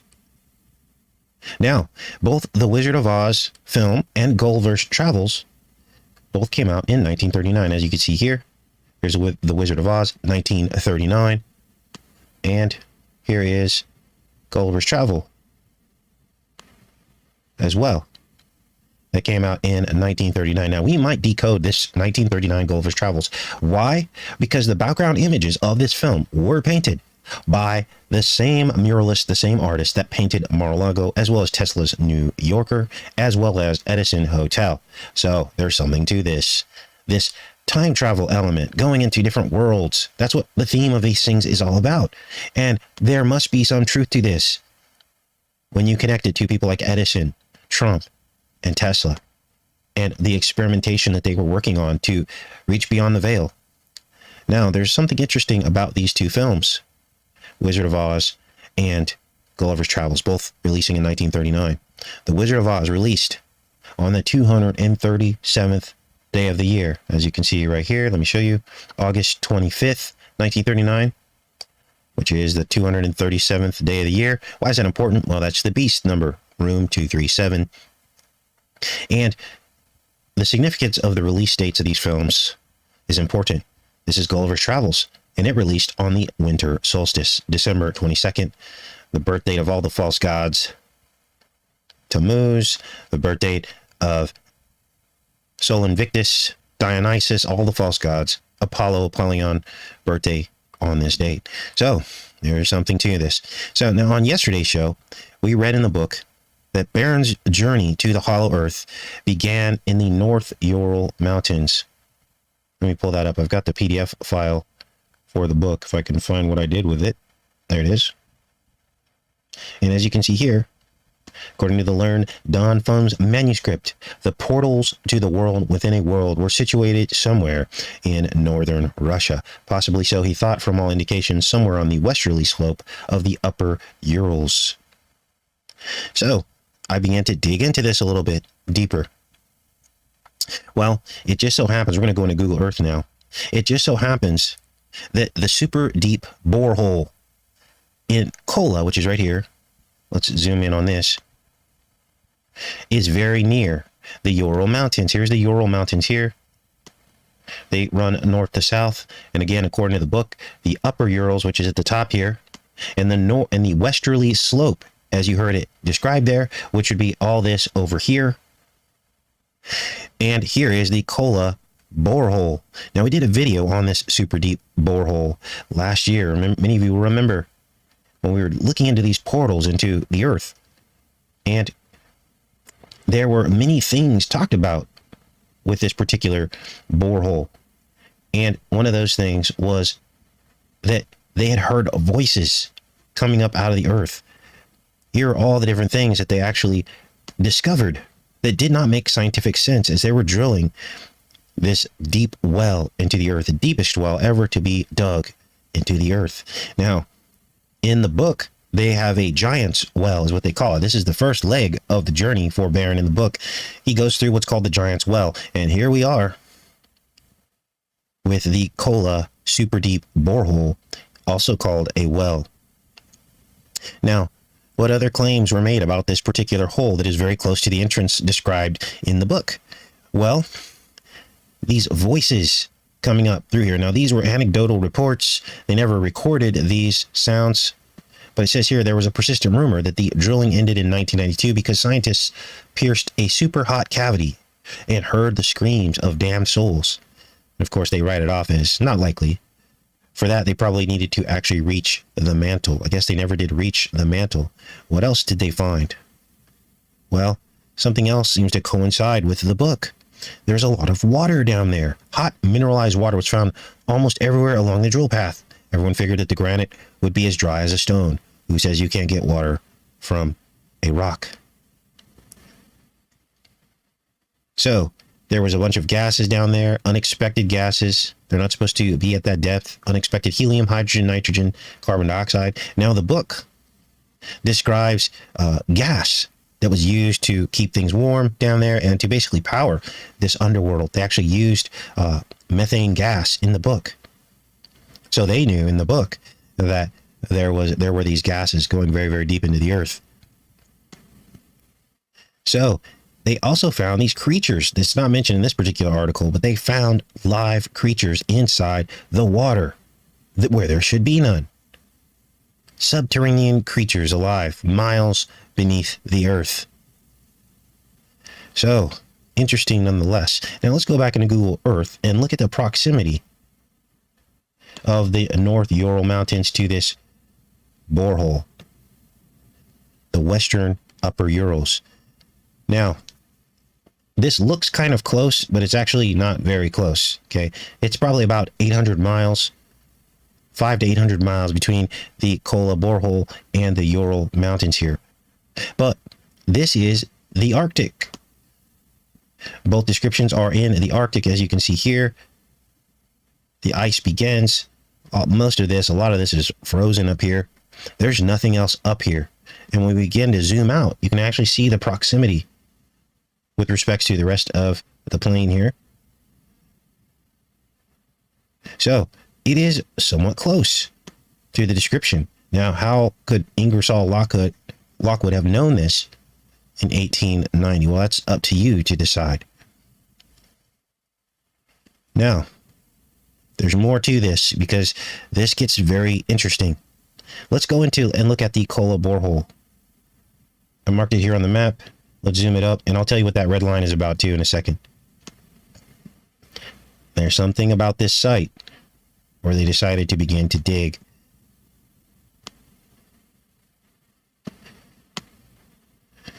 And of course, this site is no longer working. It was closed in 1992, as we read, but look at what we have here. They chose the shape of a cross as the site of where they would dig into hell. Why?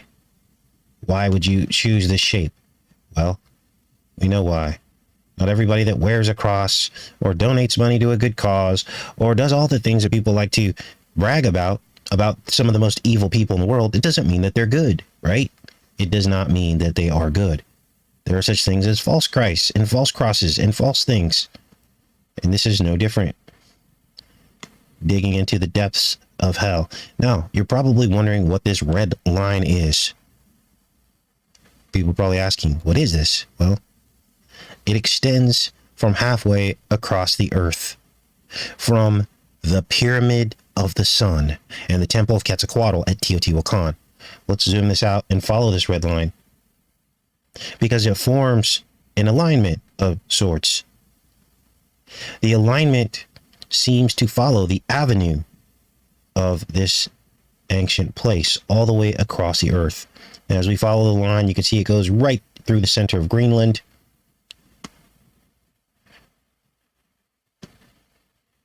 And all the way down to Teotihuacan, Mexico. Now, for those that don't understand alignments, they're basically alignments to particular, I guess the word is features within a structure. And this is where we can begin to look and see how things could possibly line up. Now, remember, the line goes right through this volcano here, as you can see. And as we zoom into the Pyramid of the Sun, as well as the pyramid, the Temple of Quetzalcoatl, as you can see here.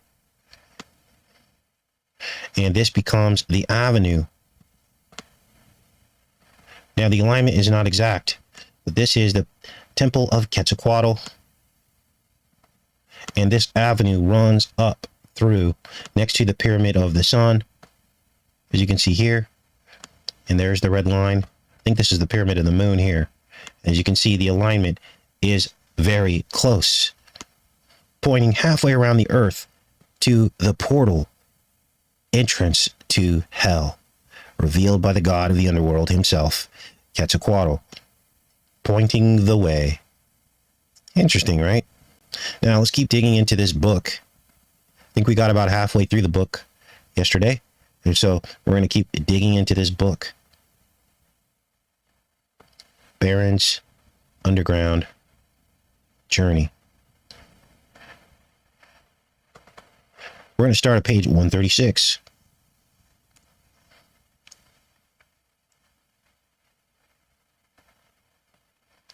This is a pretty... Okay, there it goes.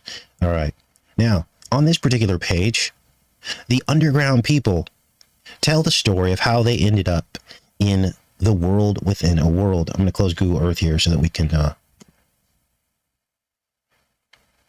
make sure this works correctly. Early history of the pseudopsies as related by Barrel Brow. how they were driven to take refuge in the underworld, and how they came upon the Marble Highway. Now, in yesterday's show, we talked about similarities between the plot line, the storyline of this particular book and The Wizard of Oz. And of course, this book predated The Wizard of Oz. There was a yellow brick road called the Marble Highway. It was actually a rainbow brick road. In the book, there was a small dog, just like in The Wizard of Oz. There was tornado twisting references, just like in The Wizard of Oz. The whole thing was repeated. Then it talks about here their discovery of natural gas, which yields them light and warmth, and of nature's magnificent treasure house. How they replaced their tattered garments and began to build the city of silver. The strange misfortunes that came upon them, and how they rose superior to them, terrible as they were. And no doubt, dear friends, you would be glad to hear something about the early history of the Pseudopsies, who they were, where they came from, and how they happened to find their way down into the world within a world. At least this was the way I felt after I had been presented to the learned Barrowbrow. And so the next time I called upon him, I waited patiently for him to finish reading the 4 books in front of him.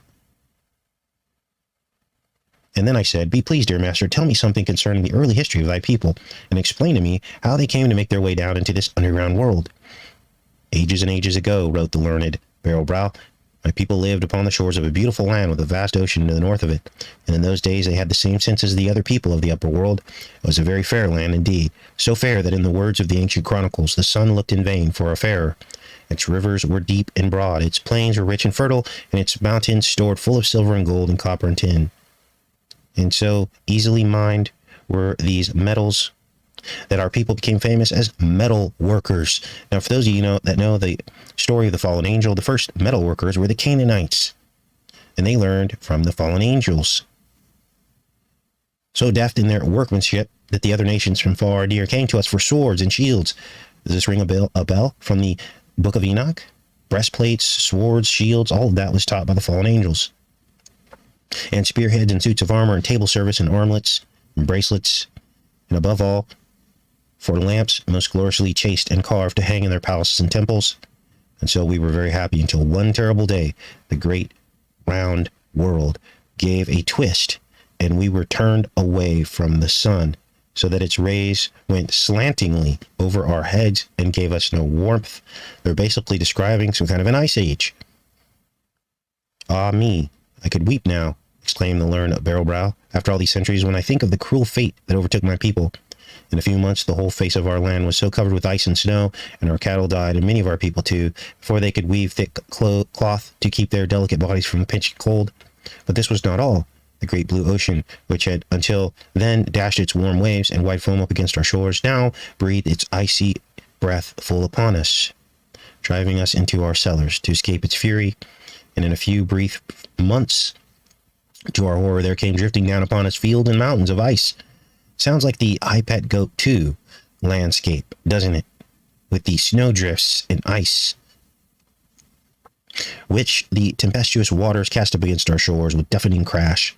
To remain there meant death, swift and terrible. So the command was given to abandon homes and firesides and escape to the southward. And this most of them did, but it would so happen that several hundred families belonging to the Metal Workers Guild, who knew the underground passages to the mines, as foresters know the pathless wood, had taken refuge in the vast underground caverns with all the goods they could carry. Now, this is happening right now. All these boreholes and drilling going on, all these sounds happening from under the ground, and booms that people are hearing. This is these people digging underground and creating these places under the earth. The Bible says that in the end, they will pray for the earth to fall on them because they will be stuck down there. How do you think the earth is going to fall on them unless they're underground? Poor deluded creatures, they thought that this sudden coming of the winter blast of the blinding snow and vast floating fields of ice was but a freak of nature, and that in a few months the old warmth and the old sunshine would come back again. Alas, months went by, and their supply of food was almost exhausted, and the entrances to the mines were closed by gigantic blocks of ice, cemented into one great mass by the snow which the gray clouds had sifted down upon them. There was no escape that way. Their only hope was to make their way underground to some portal to the upper world, So with lighted torches, but with hearts plunged in darkness of despair, they kept on their way, when one day, or one night, they knew not which, their leaders suddenly came upon a broad street of marble, opened by nature's own hands. The broad street, the Broadway, the wide gate. It was skirted by a softly flowing river that swarmed with fish and scales and shells and skin, and here our people halted to eat and drink and rest, while one of their number was striking his flint on one occasion to make a fire to cook a meal. To his surprise and delight, a tongue of flame darted up from the rocky floor and continued to burn, giving light and warmth to them. As they had brought their tools, their drills, chisels, and files, engravers, and blowpipes with them in their carts and wagons, they made haste to fit a pipe to this opening in the rock and set up a cluster of lights. With food and water and warmth and light, their hearts grew lighter, especially as they soon discovered that in many of the vast caverns, gigantic mushrooms grew in the wildest profusion. The wisest of them, continued the learned Barrowbrow, at once made up their minds that there must be reservoirs of this gas further along in this beautiful marble highway. So day by day they pushed further into the world within a world, halting every now and then to set up a lighthouse, as they called it. After advancing several leagues, the exploring party, upon lighting a cluster of gas jets, were stricken almost speechless with wonder at finding themselves upon the very sill of a towering portal, opening into a succession of vast chambers, some with flat ceilings, some arched, some domed. Upon the floors and of the walls lay and hung inexhaustible quantities of pure silver. So there's the story of how humanity ended up in these netherworlds. This is the story that they give, of course, right? Now let's skip forward several pages here, because they begin to explain how these people of the underworld lost their ability to see and hear. And it also describes how they learned how to communicate a different way, by touch and a silver cord, and almost like this early telephone type of communication, where they've got this piece that they hold up to their bodies connected by this silver cord, like, you know, how children play with two cups and connect a wire to. Well, this is how they communicate. Now, they also are going to describe here an interesting admission about men ruling other men and the right-left paradigm. Let's start reading here. Some men will fish all day and not have a bite, and some people will try their whole lives to catch happiness and not get any more than a nibble. They don't use the right kind of bait. Let him try a kind act, a live one. There was something I wanted to ask of the learned Barrowbrow, so the next call I made on him, I put this question to him. Is it possible, learned master, that thy people have absolutely no guide, no overseer, no rulers? The great scholar of Formifolk ceased reading the 4 books which lay opened before him, one each hand, one under each foot, as I handed him my silver tablet. Little Baron, was his reply, if there were only a bramble big enough for all you people of the upper world to jump into, and if you could only get rid of your ears too, you would soon be rid of your rulers who oppress you, who prey upon you, for no one would have any desire to be a ruler if there was no one left to look at him, and if he couldn't hear what the flatterers said about him. Now, this is very revealing and telling, because if you could sum it up in one president who was all about vanity and flattery and bragging, we would all agree that that would be Trump. The very book is exposing the evil. Let's keep reading here. Vanity is the soil that rulers spring from. As the mushrooms spring from the rich loam of our dark caverns, they pretend that it is the exercise of power that they are so fond of. Believe them not. It is the gratification of their own vanity and nothing else.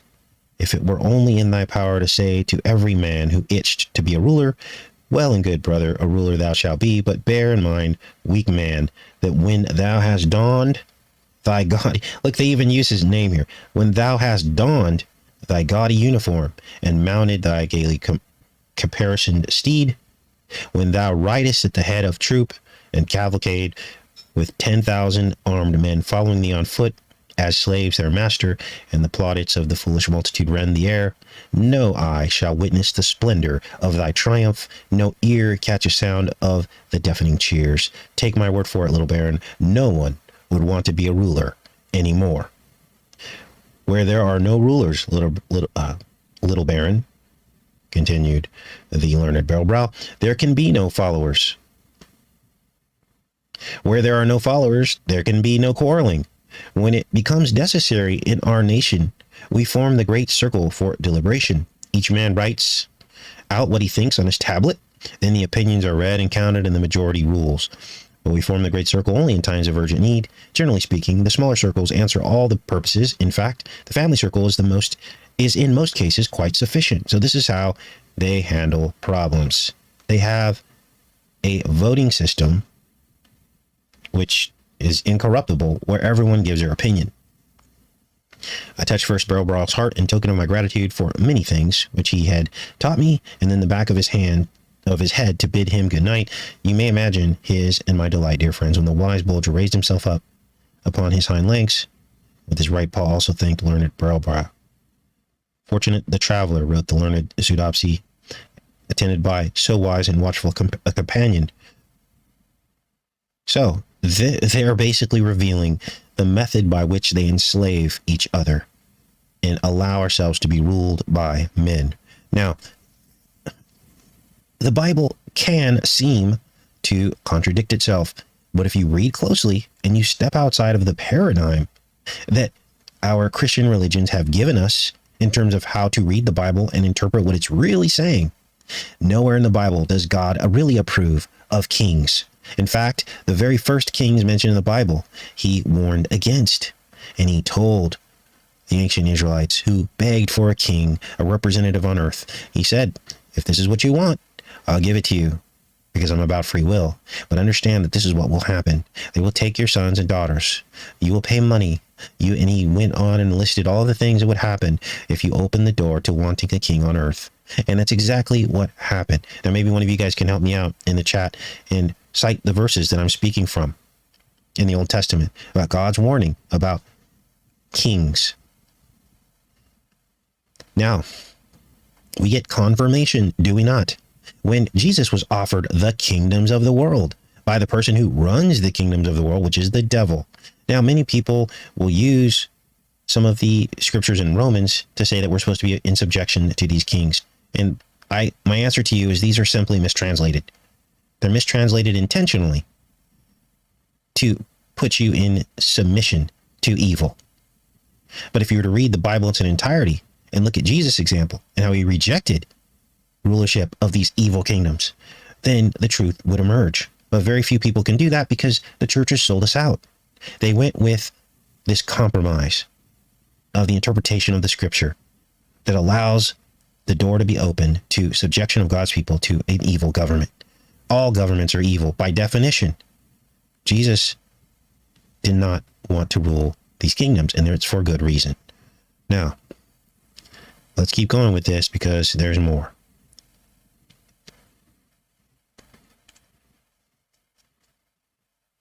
This is a huge file, so it takes a second for these pages to load up here. Okay.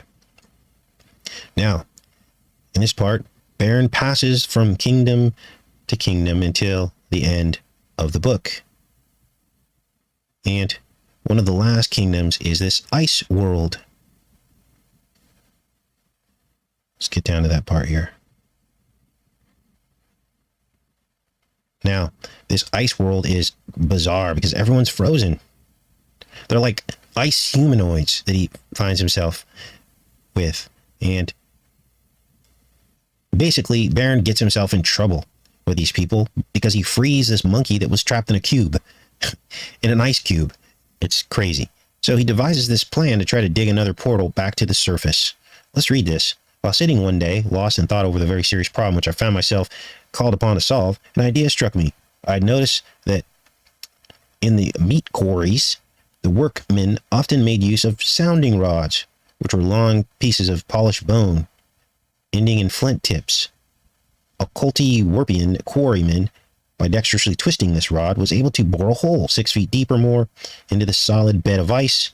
When desirous of ascertaining the position of a carcass in the meat quarry, and it occurred to me that by piercing the portals of ice, which close their various corridors I have spoken of, possibly Bulger's keen scent might recognize that current of air, which would have in it the odor of earth and rock. In other words, where was I? Scroll down here. Make choice for me of the portal which opened on that corridor leading away from the icy domain of King Gelidus, and not merely into some outlying chamber of his kingdom. His frigid majesty could not object to such experiments, for the law only forbade the hewing of openings large enough for the hewer to pass through. King Gelidus and half of a dozen of his courtiers, looking stern and frigid and conversing in freezing tones, were present to see the experiment tried. Methought their icy lips clacked together with satisfaction at my request. One portal. So basically, he convinces the king to open up this portal to dig back to the surface. Then, as we begin to close in on the last pages of this book, Baron enters the world of the happy forgetters. They're called, and they're a race of people who don't even remember their names. Let's read. Accustomed as I was to meet all sorts of people in my travels in the four corners of the globe, I determined to make bold enough to interpret the gentleman's meditations and wish him good morrow. Whom have I had the pleasure of meeting in this beautiful section of the world within a world? The man looked at me in a dazed sort of way and replied, I really don't know, I'm happy to say, but sir, thy name, I insisted. Forgot it years ago, was his remarkable answer. But surely, sir, I explained rather testily, thou art not the sole inhabitant of this beautiful underworld. Thou hast kinsman, wife, family? Oh, kinsman, sorry. The vernacular here is just, bear with me, you guys. This is not the way we speak now, but this is from 1890. Aye, gentle stranger, he replied in slow and measured tones. There are people further along the shore, and they are good, dear souls, although I have forgotten their names. And I have, too, a very faint recollection that two of these people are sons of mine. Stop. No, their names are gone from me, too. I forgot them the day my own name slipped from my mind. So basically, he runs into these people called the rattlebrains, and it's because their brains have shrunken inside of their heads, and they've lost their minds. They can't remember anything. And then he remembers reading about these people in the book by Don Thumb, and he remembers they are called the happy forgetters, or the rattlebrains. Now, how does this relate to now? Well, this is what they want to do to us. They want us to be mindless followers, okay? Who cares what your name is? Who cares? You don't have to own anything. Just let us take care of you. That's the goal. Now, let's keep reading here. These last few pages I have pulled up here. So, these rattlebrain people, this is the last, I guess you can call it frontier, before Baron emerges on the surface of the earth. And they order him into this barrel-like elevator device. And it turns and basically introduces him into this wind tunnel.